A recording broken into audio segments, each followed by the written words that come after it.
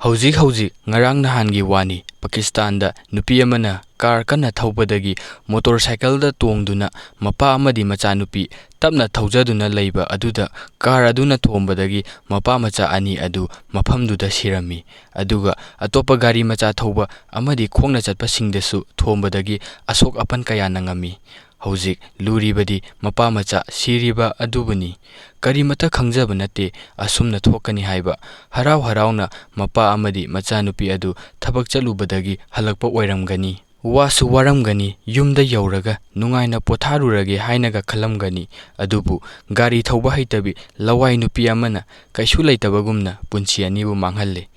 aduga khwaidagi ngakpa haigadra sauningba haigadra madudi car thawriba nupi asina mi anibu hatoklaga amadi mi kayabu sokhallaba matungda fawba masaktuda karimata nungaitaba amadi awabagi saktam amata chendaba asibuni adugi mahutta yamna usitabida nokfet kasu tawragasu leiri aduga mangonda koisilliba mi singduda khudombina thinduna noi aigi ipa noi khangde kaina damki gaju tawriye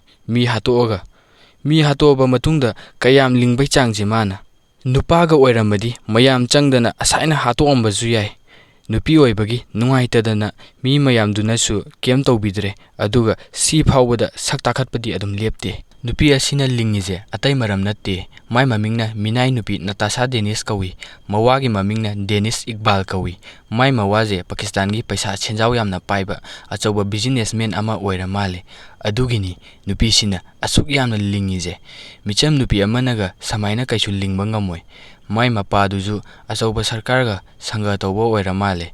aikhoina somda sanga hatpada fawba thawai nungaitaba phawe hui ama sibada fawba kapibani aduga mana mi ani hatoga nokfet ka tawraga leibai wane yam nokningida jajane mi geije ekhoi manipur daju sigumba mi fainamdi leiramgani haina thajai